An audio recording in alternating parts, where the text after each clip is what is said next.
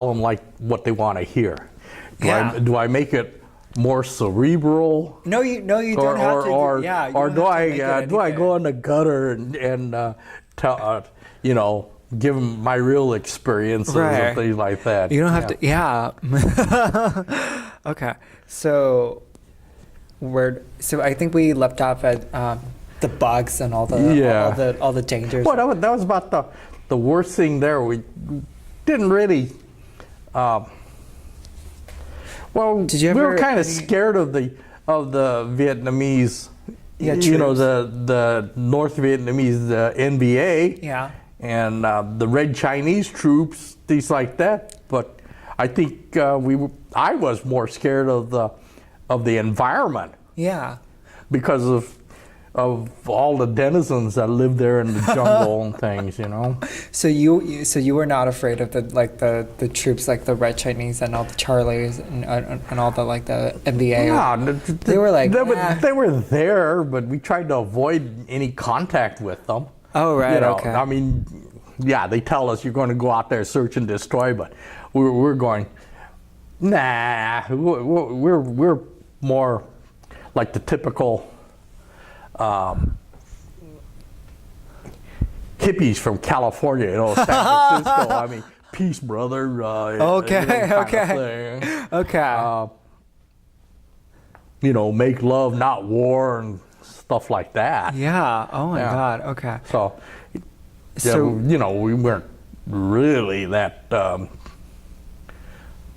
concerned with meeting these objectives. The high mucky mucks, they wanted to see a body count. They wanted to see the number of caches we could recover. Mm-hmm. Weapons, ammunition, motor vehicles, things like that. Okay. But we were fine. Well. So did you have fun in the? So it sounds like you had a lot of fun in the. Well, we tried, but How did you manage to just like? Well, we kind of circumvented where we were supposed to go. Okay. If they said that there was a big concentration of enemy soldiers or whatever in this area, maybe we'd go. A little bit. They said go 5 clicks, which is about 5,000 meters. Click was 1,000 meters, so we'd go, instead of going 5 clicks, we'd go maybe 4 clicks, and we'd kind of go around. Oh, okay. Try or whatever, and try to be as stealthy as we could. Yeah. Yeah, because we don't want to get up there and get shot up and things like that.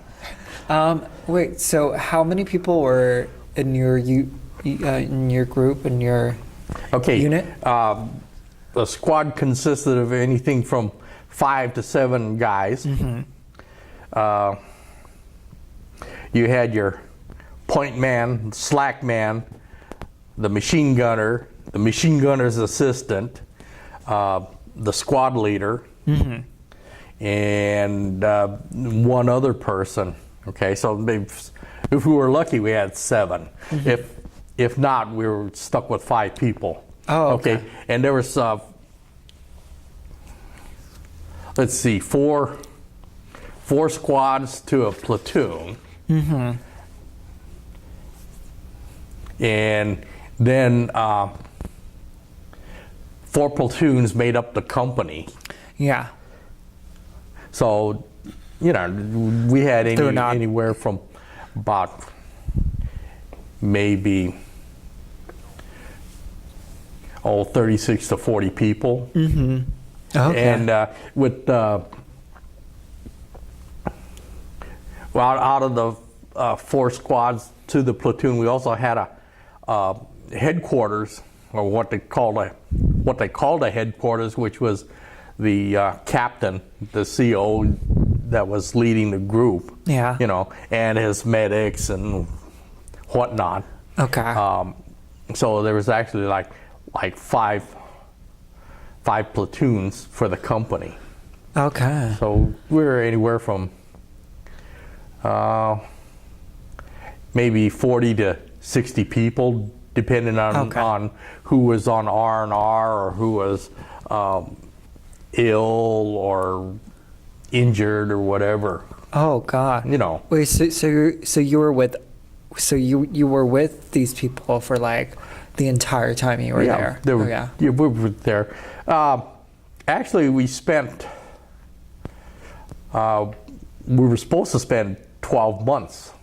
Okay. Out in the field. Once we got there in Vietnam, and then rotate back to the States, and then you go elsewhere to your tour of duty. That the 2 years you were in for being drafted. Yeah. Was over with. Okay. Okay. But we had you had people rotating out because they were either going home or being transferred.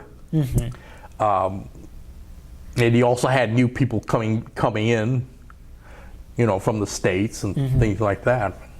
So we were always constantly changing. Okay. But the basic unit was still there. Okay. Wait, you said at the beginning of this interview, you said you won something. You won like a. Oh, you mean the lottery? I don't know. No, you were saying you won a medal or something while you were in the army or something. Did you? So I got 2 Purple Hearts from being wounded. Oh my God! Wait, can you tell me about that? Yeah, like my dad said, if I'd have been a little bit faster, I wouldn't have gotten hit. Were you fast or were you? Where were they? Like how? Where were they? What happens is you're at the wrong place at the wrong time. Okay, yeah. It's inevitable. Yeah, you could be fast. Yeah. You could be so fast that you move yourself to another area that's going to get hit. Yeah. Okay. Were you scared at first of going into these like real actually like bullets running into you? I don't know. It's like driving the freeway. You take your chances out there about as much as you did there in the bush. Yeah. Out there, Okay. The situation's about the same. Yeah, you have a very upbeat, attitude towards all this. Like you seem to be just like having fun, enjoying yourself in the army. It's like summer camp. It's like a friend of mine. Yeah. His older brother was in the Marine Corps, so he decided to go in the Marine Corps too. He was from over here in Covina. Yeah. Okay, his older brother was in the Marine Corps, spent 12 months over in Vietnam, and came home, and he was driving on the freeway, on the 10 freeway, and somebody broke down in their car in front of him, so he stopped to help him, and he got hit by another car. Oh my God. And was killed. How he spent all that time in Vietnam, right? never was wounded or anything like that, and he gets killed over here on the 10 freeway. I mean, Oh God, like, that's horrible. Yeah, it's horrible. That's horrible. God, okay. Like they said in Forrest Gump, shit happens. Yeah, shit happens. Yeah. Wait, so did you have friends who were like injured or like? Yeah, I had in the army. In the army, we had a friend of mine from Gladstone High School. He was killed. He was over there in Vietnam. I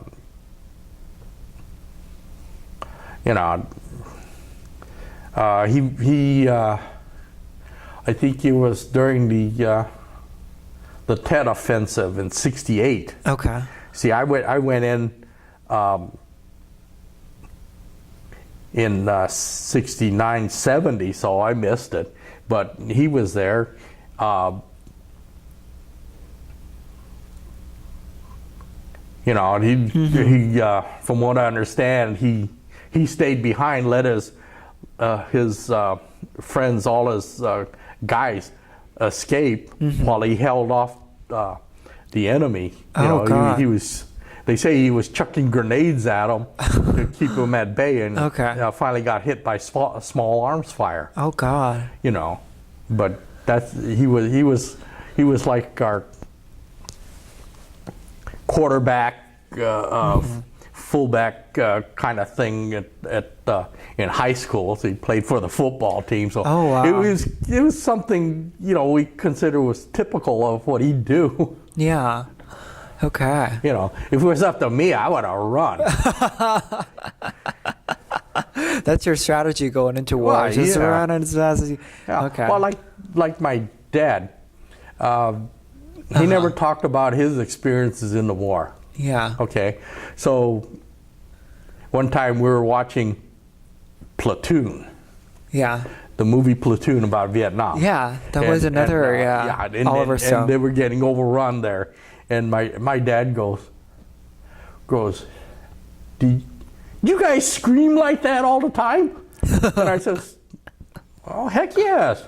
They were overrunning us, scream like hell. He said, I'd never scream like that. And I said, well, what would you do? He said, I just get out of there and run. You know, okay. Not yelling profanities and things like that. Right. You know, there was a different era. So when did you come back? When did you? I came back in March of 71. So you stayed there about? I stayed a year and a half. About close to a year and a half. So I got. I opted to take the 180 day early out. So I wouldn't have to spend the full 2 years in. Right. Okay. Yeah. So you had like a option where you can like just. Yeah, if you're in a get out as soon as you can. Okay. Yeah, you could. A lot of us, like Bob Bakeshka and I, we decided. Well, since we were not in combat infantry anymore, we were out of the bush, and we were back in the rear echelon, you know, with the clerks and stuff. Yeah. That we decided, well, it's not a bad gig. We can stay here. I could survive an extra 2-3 months, you know, just to get the early out. Okay. Because what we found out was, the unit that we were stationed with in Vietnam was 199th. When they left Vietnam, they were transferred over to the 82nd Airborne. Okay, that meant... I'm kind of lost in all these numbers. And just like okay, well, the 82nd Airborne was located in Georgia. Okay. Okay, but the thing was, when you came over stateside and you got transferred, see, the 199th was a combat unit. Okay, they transfer you to the 82nd Airborne. 82nd Airborne was going to Europe. They were stationed in Germany, and from Germany they were going to the Middle East. Oh wow! Okay. So and we decided, well, bad enough going combat in Vietnam. I know. I don't want to go combat in the desert where they have all this technology. You know, Charlie, all he was fighting us with rifles and handguns and things like that. Okay. I mean, shoot, they had helicopters over there on the enemy. You know, we're not going to go over there and you know, fight helicopters, jets, and whatever. You know, Russian equipment and things like that. Yeah, you don't want to get into that. So we decided we're going to stay the extra 3 months and get the early out. Did you? Wait, I'm sorry. I lost my train of thoughts.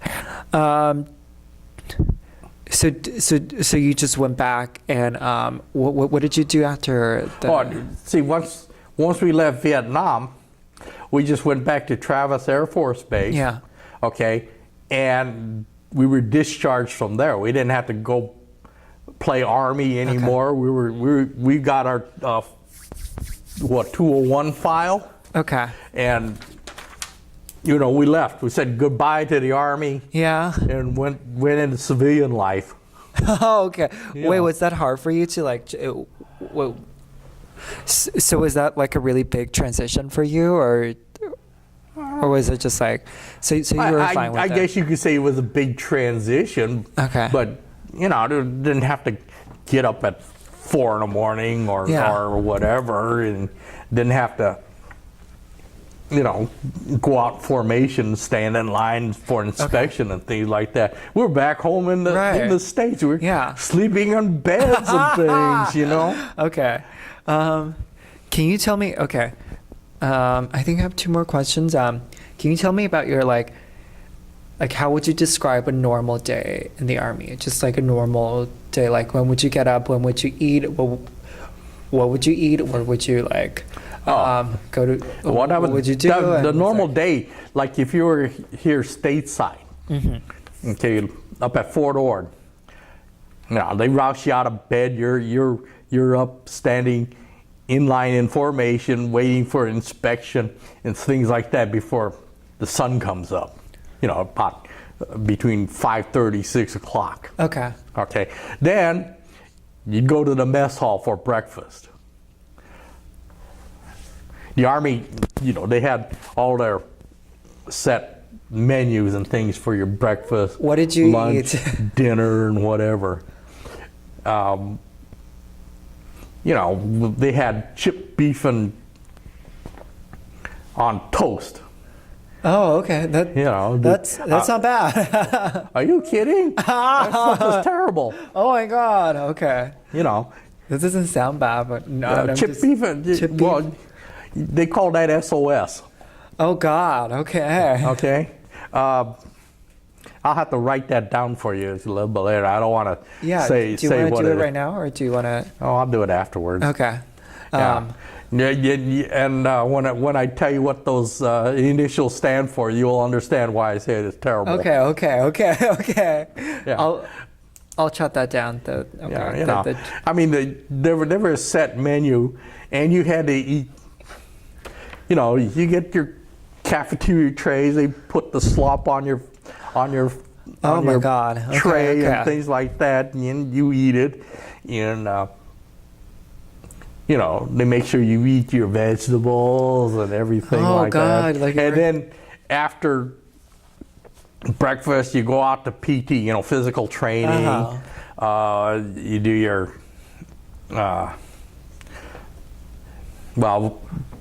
we had to do our marching and close quarters and whatnot. Right. Okay, then go for lunch. Basically the same thing all over again. But they have different menus. You get your rolls and whatever. But a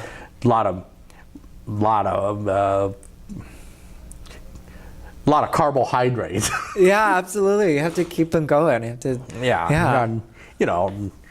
I don't know. I always thought this stuff wasn't very nutritious, but what can you say? Yeah. Yeah. And then after that, then you were on forced march, and come back and you have dinner. It's a set time, set schedule.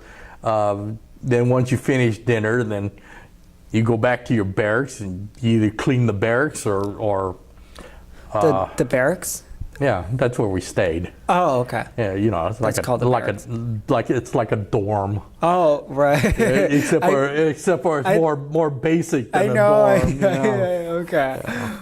But that's what we did. We cleaned the barracks. We'd had to spit shine the floors with what is that? boot polish, the black boot polish, make it really shiny, things like that. Yeah. Wow. That's very strict. Yeah. Yeah. I mean, they had a set schedule. You couldn't goof off or anything like that. Oh God. And then if you were really lucky, you got to perform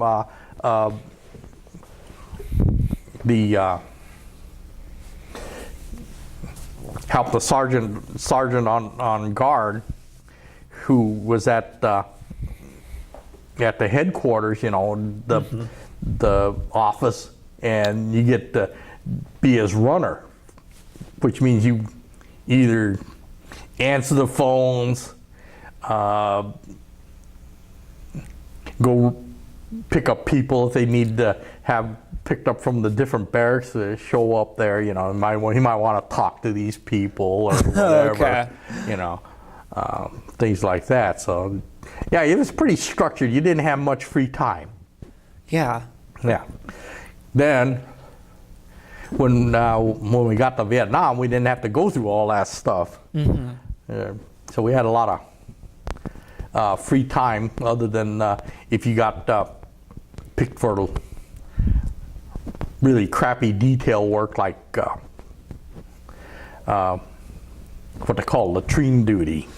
What's a latrine duty? That's where you dig holes for the latrines, the bathroom, the restroom. Oh, okay. Wow. Okay. And where what did you have to do? Well, you had to go there, and all these stalls had to be cleaned out. Okay. Okay. They cut 55-gallon oil drums in half. Oh God. So one half is under one stall, where people do all their business and things. So daily you have to go there and pull those things out. Oh my God. And pour diesel fuel into it and burn it. Oh wow. Right. You have to combust all the things. God. Okay. And while you're doing that, you have to put new drums underneath so that people can still use the facilities. So you're constantly taking them out, putting them back in, you're burning the stuff, and then once a week you have to dig a big pit and empty everything into it. Oh my God. Wow. That's heavy duty. Yeah. Yeah. Well, all the movies, they didn't. All the movies they show you, they had handles on those things. Yeah. So they could pull them out. Yeah. Well, you didn't have handles. You don't have handles. You have to grab it. Oh God. Oh wow. Oh my God. Oh God. And I'm going, that's an idea. If we had handles, it'd be a lot better. I know. If you had handles. Oh God. Oh my God. So did you do anything to pass the time? Did you do anything to? Well, if you're out at the fire base. Yeah. Okay, at night they always showed movies, the latest movies that was available. Okay. Okay, you'd either see it right at dusk or the second showing.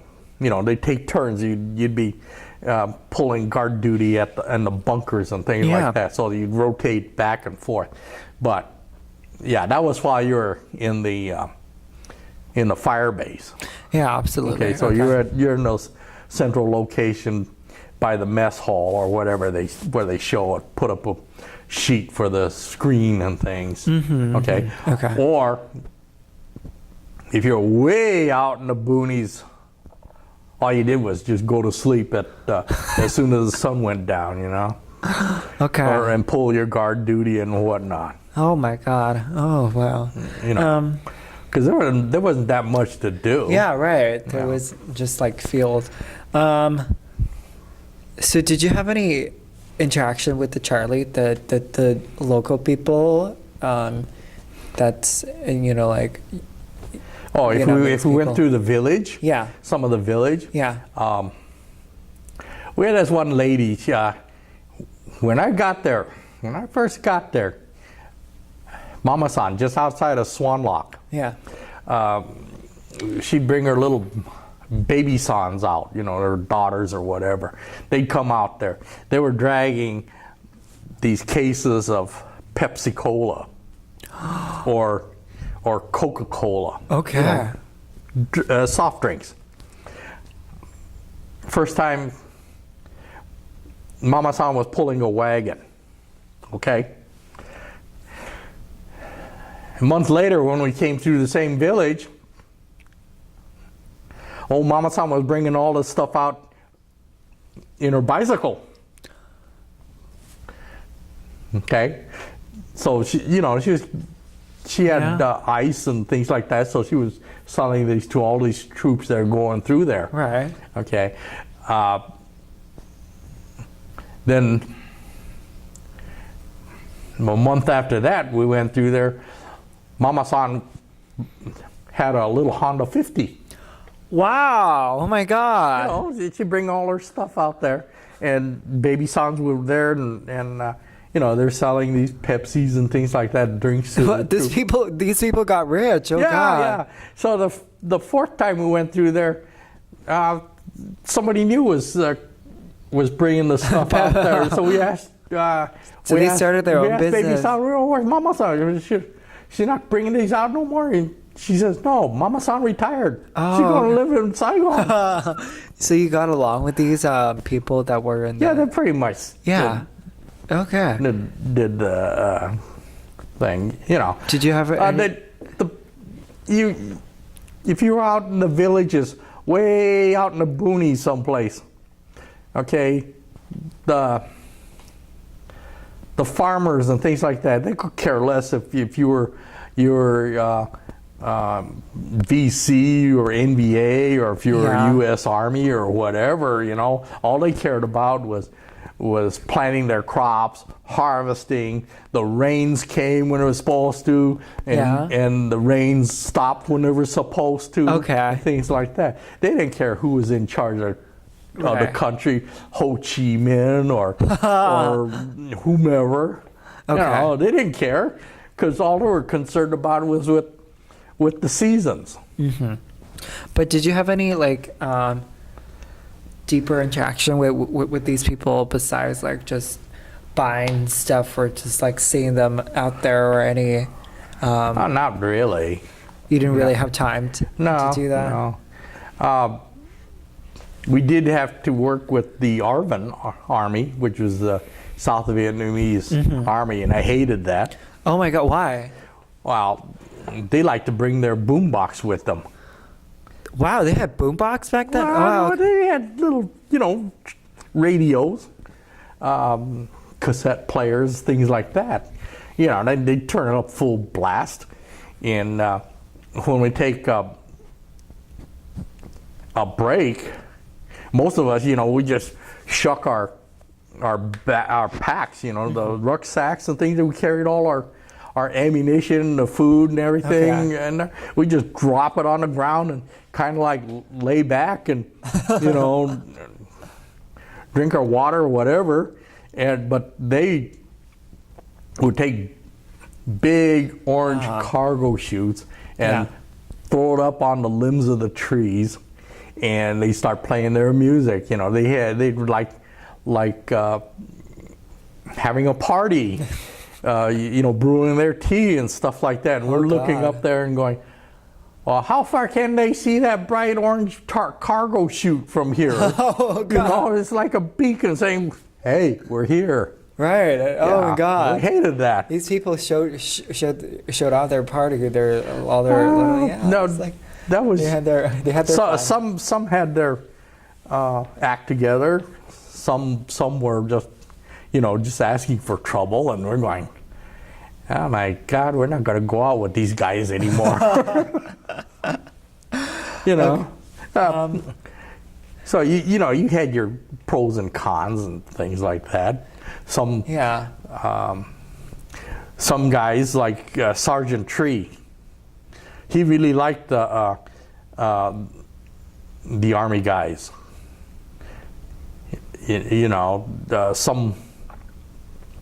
Some of the villagers thought that the U.S. Army Americans in general were idiots or they were crap. Could they weren't no good. Yeah.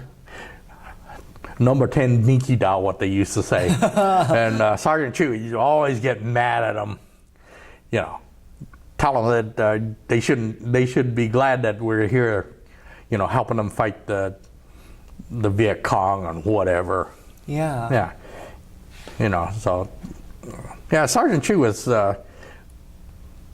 not a typical member of the ARVN troops, What was he like? What was he like for you? Just you said he wasn't really typical. Well, like we had this one Kit Carson scout. That was a guy who Chu Hoid, what they call Chu Hoid. He said he wasn't going to fight anymore. Came over from the North Vietnamese side to fight with the U.S. Army. Yeah. As a scout. Okay. So this one guy, Rung, he was a major or a colonel in the North Vietnamese Army, and he Chu Hoid came back, didn't want to fight the Americans anymore, so he came over and joined our side. And we kept asking him, Rung, what are you going to do when we all rotate back to the States? You going to stay here and fight with the Americans? He said, heck no, I'm going back over to the North Vietnamese side. Yeah. Okay. But People have to work. he liked the GIs. Well, what are the GIs? That's the Army guys, all our troops. Oh, okay. What they call GI is a government issue. Okay. That would be like what I was. Oh, okay. Yeah. Okay. Yeah. He said he'd rather fight with the GIs, but if GI go home, he said, I'm going back to North Vietnam. Right. Okay. Yeah. So that was basically like what you did back there. But did you? So you came back. So you came back afterwards. What did you do? Well, when I got back to the States, did you continue with school or did you continue with? Well, I had tried to go back to school, but then found out I had too many bills to pay. Oh, so I okay. Went to work. What do you do now? Like how did like? Oh, I retired. I was working at Jet Propulsion Laboratories. Oh, okay. Okay, we were with Laboratory? the Deep Space Network. We tracked all the Voyager, Galileo, Cassini spacecraft that we sent to all the different planets. Oh, wow! Oh my God! So I was part of the tracking group with the Deep Space Network. Oh, so you're in charge of the extraterrestrial? I don't know. Not really. What we were gathering data that was being broadcast from like the Voyagers when they had to fly by Jupiter, and Galileo, and Cassini, the Uranus and all that. So you got to use your engineering background a little bit. Kinda. Yeah. But really, to work there, it was more of a philosophical kind of thing. Oh wow! Okay. A lot of the guys that I worked with, one guy was a psychology major. Mm-hmm. Another guy got his degree in cinematography. Mm-hmm. So they were all different kind of people from different parts of life. Some guys actually had personal experience working at a tracking site. They worked at JPL. Okay. So a lot of stuff that you got your degrees in, didn't really Right, didn't fit really into actually, yeah. with that, but yeah, and then the computer sciences and things like that. The only person that I remember that had the Sorry. proper degree for the thing, she was actually like an astrophysicist. Oh, wow. Yeah, and she's the only one that I know of that had a degree that actually fit in with what we were doing. Okay. Yeah. Yeah. So wait, let me check what time is it.